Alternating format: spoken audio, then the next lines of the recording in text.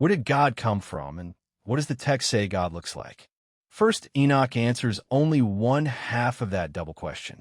It describes a visionary encounter through radiant garment, whiteness, fire, throne, and overwhelming glory. It gives a location inside a story. It never gives a birthplace, a father, a maker, or an earlier divine age. This episode keeps origin, location, and appearance separate from the first sentence. Begin with appearance, not with a cosmic biography. In chapter 14, Enoch reaches a throne associated with crystal, fire, cherubim, and a garment brighter than the sun. The great glory is seen through comparisons because direct sight is restricted. That makes the scene visually intense and epistemically limited at the same time. The witness can report radiance without explaining divine anatomy or ancestry. The phrase "where God came from" can hide two different questions. One asks for a place in the vision. Where does Enoch encounter the great glory? The other asks for an origin. Who or what existed before God? Chapter 14 offers the first kind of answer through a sanctuary approach. It offers no answer to the second. Mixing them creates a conclusion the manuscript does not make. Map the location carefully. Enoch approaches an outer house, then a greater inner house, and then the throne. Crystal-like walls, a floor, a door, flames, and heavenly beings make the route spatial. Ancient visionary literature is not an architectural survey, but it has geography within the vision. The great glory is encountered at the end of that geography, not introduced by a genealogy.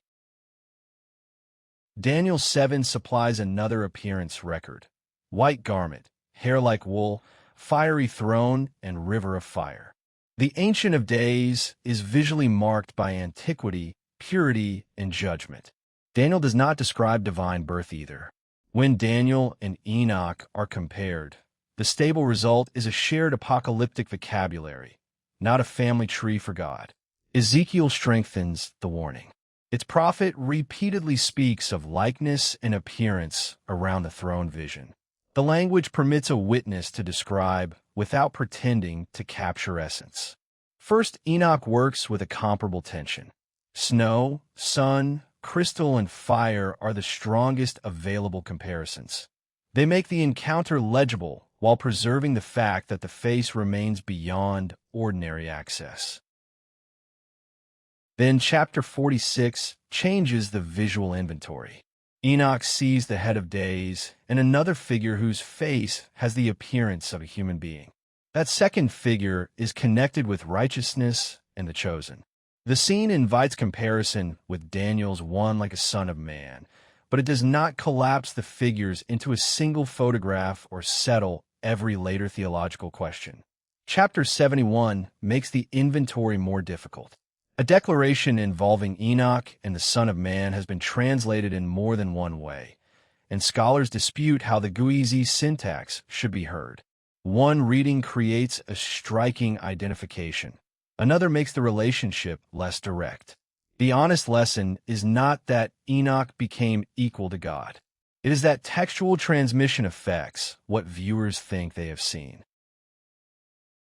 Location also has a manuscript history. Chapter 14 belongs to the Book of Watchers, whose Enochic material has Aramaic witnesses at Qumran. The parables, including chapters 46 and 71, survive in the complete Guizi tradition and are absent from the Qumran fragments identified so far. A location in the received book and a location in manuscript history are different things, and both deserve to remain visible. Ethiopian preservation is therefore part of the answer to where this description comes from, but not to where God came from. Ethiopian Christians kept First Enoch in a canonical setting, while the book was not adopted by dominant Western canons. Later European access and the Dead Sea discoveries changed modern scholarship. None of that turns transmission history into a divine genealogy. The appearance evidence is already remarkable without the invented origin story. The text gives brightness underfoot, heat and ice around an approach, a throne of fire, a white radiant garment, hidden face, paired figures, and an overwhelmed witness. Each element belongs to apocalyptic narration. Together, they create an encounter that is more visually specific than a simple abstract statement about deity. Now test the inference directly. Does a bounded sanctuary mean its occupant is bounded? It may suggest accommodation, sacred access, visionary impossibility, or a literary way to represent transcendence. It cannot establish that the sanctuary existed before God, or that someone constructed it for him. Narrative location and cosmic origin are separate questions requiring separate evidence. The rest of the investigation follows this three-column method: what the vision locates, what it visually describes, and what it refuses to say about origin. The method pays the title honestly. The strongest final answer is not a secret birthplace. It is a precise account of where the manuscript lets a witness stand, what that witness sees, and where the text leaves genealogy silent. A three-column audit prevents the double title from collapsing. Under location belong the outer house, the greater inner house, the door and the throne reached at the end of the route. Under appearance belong garment, whiteness, fire, brightness, and the language of likeness. Under origin there is no named parent, maker, birth, birthplace, or earlier divine species. The empty third column is not a missing quotation to be invented. It is itself the boundary of the surviving evidence. This audit also clarifies the paired figures. The head of days and the human-like figure in chapter 46 expand the visual and judicial scene, but they do not supply an ancestor for the head of days. Chapter 71 may complicate the identity of the Son of Man, yet even its strongest reading concerns designation within the vision, not the generation of God.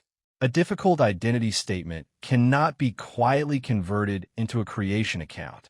The final answer can now be stated without retreating into vagueness. First, Enoch locates an encounter, describes its radiance through comparisons, and records the witness's inability to master the face before him. It does not locate God's beginning. The text looks most extraordinary when that silence remains beside the details. A mapped approach, a vivid appearance, and no genealogy. That combination is the actual discovery preserved by the manuscript. Ancient descriptions of transcendence often become most exact at the point where they deny exact capture. Snow, sun, crystal, and fire accumulate, yet the face remains inaccessible. That is not a failed portrait. It is a method. Comparisons report the effect of presence while refusing to reduce the great glory to an ordinary body. Appearance is therefore the text's positive evidence, and inaccessible essence is part of that same evidence rather than an excuse added centuries later. Daniel and Ezekiel confirm the method from different directions. Daniel concentrates age, judgment, and fire in the Ancient of Days. Ezekiel repeatedly inserts likeness between the prophet and what he sees. First, Enoch extends the approach and the restriction. None of the three texts pauses to narrate a divine childhood. When their images are placed together, they enlarge the descriptive vocabulary while leaving the origin column exactly as empty as before. The manuscript chain cannot fill that column either. Aramaic fragments establish ancient Enochic circulation. Guizi preservation carries the complete received form. Modern editions compare witnesses and translation choices. Those stages tell us where the description came from as a document. They do not tell us where God came from as a being.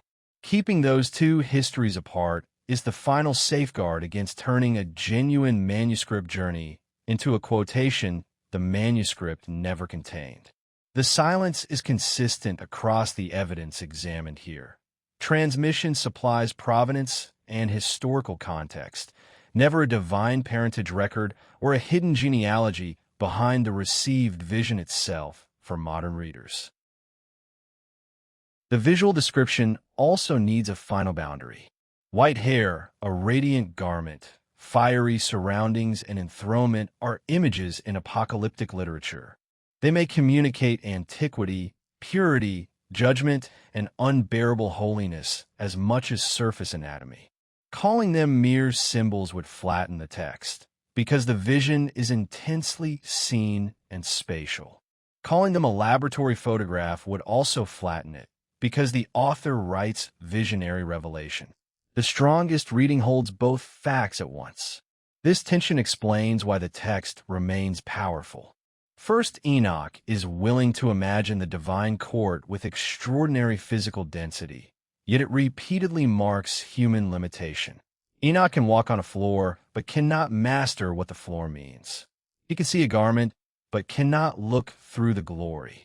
He can record a throne, but cannot produce a genealogy for the one seated upon it.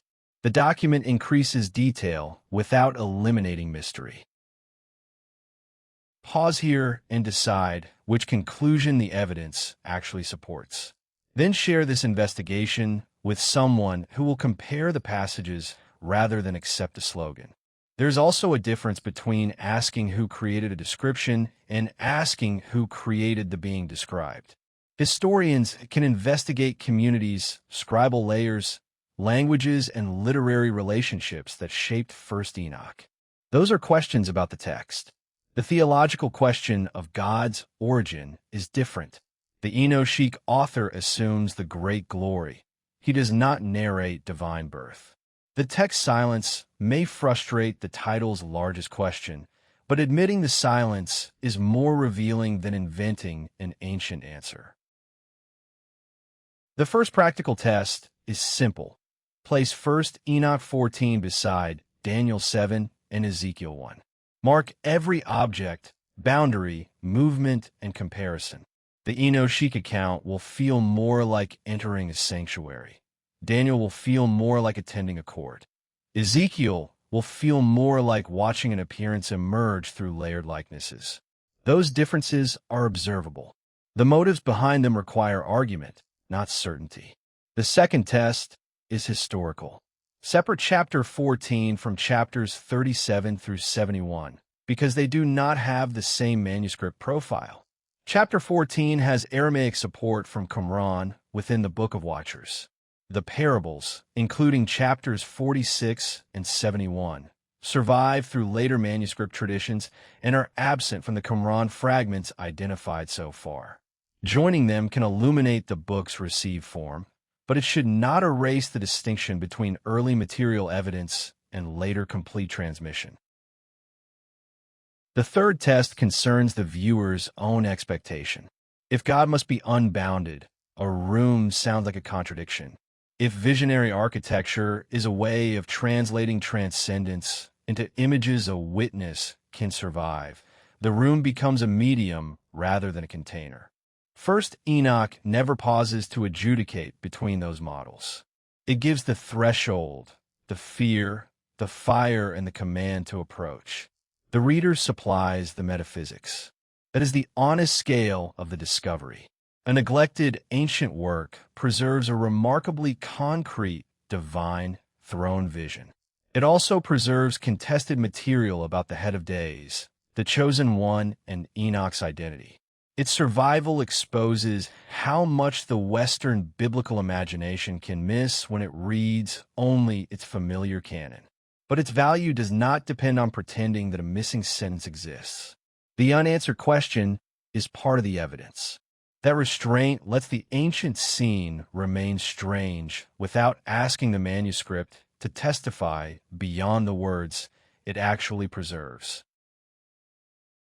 Consider the verbs attached to Enoch himself. He approaches, enters, sees, falls, hears, and is raised. These are not the verbs of a philosopher defining divine essence. They are the verbs of a witness being led through an encounter. That helps explain why the text can be precise about sequence and still silent about origins. A travel account can tell us how someone reached a palace without telling us when the king was born. The route is evidence about access, not a genealogy of the occupant. The materials work the same way. Crystal is not a chemical sample collected from a heavenly floor. Sun, snow, lightning, fire, and ice are the author's strongest available comparisons for brightness, purity, danger, and contradiction. Yet comparison does not mean emptiness. The images tell us what the witness experienced: transparency or brilliance underfoot, heat and radiance near the throne, visual motion overhead, and terror at the threshold. A visual plan should therefore show the material category while avoiding the false confidence of a modern architectural reconstruction. There is a further question about authority. First, Enoch presents its witness as an ancient patriarch, but scholars study the work as a collection formed across periods and communities. The voice of Enoch gives the revelation primordial authority inside the story. Historical analysis asks when its parts were composed and transmitted. Both levels belong in the investigation. Treating the narrator as a modern reporter ignores genre. Treating the manuscript as meaningless fiction ignores its historical influence and the communities that preserved it. The church comparison also needs precision. There is no single church that described God in one uniform way across 2,000 years. Eastern Christian iconography, Western theology, Jewish mystical traditions, and Ethiopian biblical practice developed different visual and doctrinal languages. The narrower, defensible conclusion is that the dominant Western canon excludes First Enoch, so most Western readers never receive this particular sequence as scripture. That is a real difference in access without turning millions of believers into one coordinated editor. Notice what the vision does after displaying so much. Enoch is not invited to measure the room. He receives words of judgment concerning the watchers. The architecture establishes authority for the message that follows. The throne is not simply an answer to curiosity about divine appearance. It is the source of a verdict. This function matters because apocalyptic imagery often serves ethics and judgment. If we isolate the luminous body from the condemned violence and corruption surrounding the scene, we turn a courtroom into a portrait gallery. That courtroom function links the fire, the inaccessible presence, and the commands Enoch carries back. It also changes the origin question. The passage is less interested in what caused God than in who has the authority to judge rebellious heavenly beings. The author assumes the judge and dramatizes the approach to his court. A modern headline can reopen the larger philosophical question, but the ancient narrative keeps pulling the reader toward accountability, boundaries, and the cost of crossing them. Finally, manuscript survival is not the same as unchanged transmission. Guizi copyists preserved the complete book with extraordinary importance, and translators must still compare manuscripts, vocabulary, and syntax. Qumran fragments confirm antiquity for substantial Enochic material, without reproducing the complete Ethiopian form. This layered transmission is not a weakness to hide. It is the reason the investigation can distinguish an ancient Aramaic fragment, a complete Guizi witness, an English translation, and a modern inference instead of compressing them into one mysterious object called the original. Readers often ask why this scene feels more physical than familiar biblical descriptions. Part of the answer is accumulation. A single comparison can feel symbolic. A chain of surfaces, thresholds, directions, and reactions creates an environment. The witness does not merely report brightness. He moves toward it, is stopped by it, collapses before it, and receives speech from within it. The density changes the reading experience even when every material term remains analogical. That experiential difference is what the close visual adaptation must preserve. The safest final synthesis has 3 layers. At the textual layer, Enoch describes a rout, a sanctuary, a throne, and overwhelming glory. At the historical layer, different Enochic sections survive in different manuscript forms. while the Ethiopian tradition preserves the whole received book. At the interpretive layer, modern readers ask whether a bounded room implies something about the being inside it. Confusion begins when those layers are collapsed. Discovery begins when they're allowed to challenge one another without pretending to be the same kind of evidence. So who created God? First Enoch does not say. What it exposes is a divine figure described inside a pre-existing narrative frame. House, threshold, throne, garment, and fire. Whether that frame implies limitation, accommodation, or visionary symbolism remains interpretation. Read chapter 14 for yourself, then compare Daniel 7. If the missing room changes how you understand the scene, say why in the comments. Share this investigation with someone who has only seen the canonical version, and subscribe to this channel for the next manuscript trail.